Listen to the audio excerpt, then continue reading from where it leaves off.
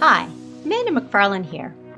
I'm a member of the Lawrence Park Community Church Affirm Committee. Today we want to tell you what we do and why you need to know about it. So let's get started. What exactly do we mean by affirm? The Webster's Dictionary says that to affirm means to confirm or validate something, to show or express a strong belief in or dedication to something. The affirmation process is a bit like getting married. You've loved your partner for ages, like we all love LPCC's welcoming approach. But now you want to make it official and shout it out to the rest of the world publicly. Okay, but do we really need to get married? I mean, folks here at LPCC have asked, do we really need to do this? Haven't we always been an affirming congregation? Here's the thing. With the affirmation process, we are declaring publicly our commitment to being a community where we welcome and celebrate all individuals, all ages, genders, races, sexual orientations, gender identities, differing abilities, mental wellness, ethnic backgrounds, or economic circumstances.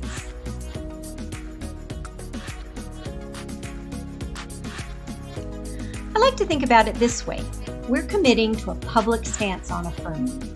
We know that we are welcoming and affirming, but we can't assume everybody else knows that, and we shouldn't be keeping it a secret.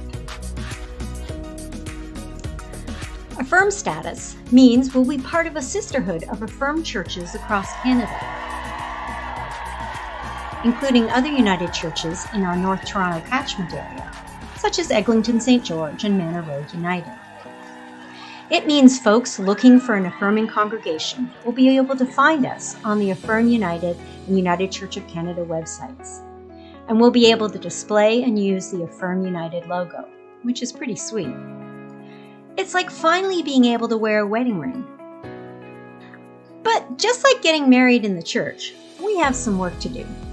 It's like we need to have some pre-marriage classes to understand exactly what this affirmation is all about and what it will mean for us. Over the last year or so, we've undertaken a number of initiatives designed to explore whether we are ready for affirmation status. These initiatives have included inviting a diverse group of preachers and speakers to share messages of diversity and inclusion with us, kind of like getting to know the whole family. In addition, we've had affirm moments during church services, exploring what affirmation means from a number of perspectives. Kind of like those family dinner conversations where we figure out how we can all get along and see each other's perspectives. We've also heard sermons on the history of anti-Black racism in Canada and in our city.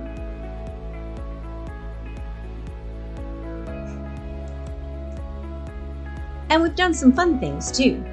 We've participated in the planning and execution of the North Toronto Cluster Virtual Pride Parade and a Happy Pride affirmation video, kind of like going to extended family parties.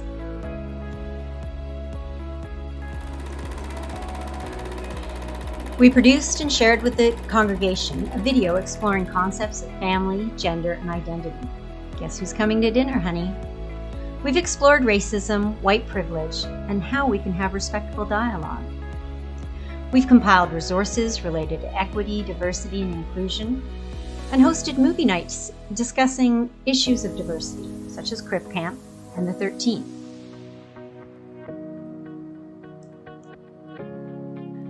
Like any marriage preparation, not every moment has been easy or comfortable. We've had to let go of long-held beliefs and prejudices and learn to see our relationships and power differentials through a different lens.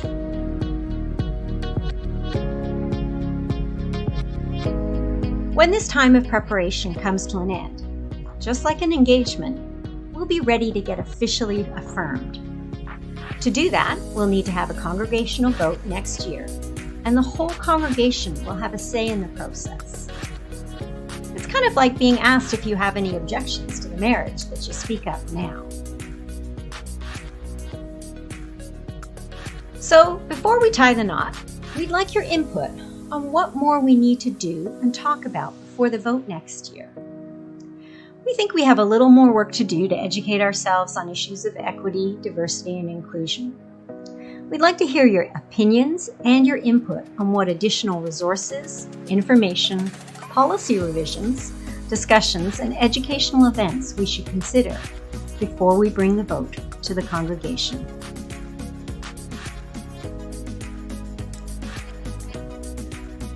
Then, if all goes well and we're granted affirmation status, then we'll have a public celebration next year when we're all able to meet in person. And like any great marriage, once we tie the knot, we'll continue to learn and grow together. This process doesn't end once we are officially affirming.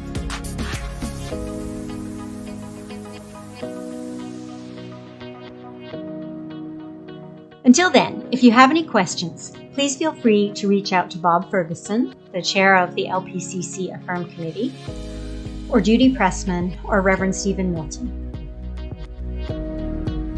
Thanks so much. And congratulations on getting engaged.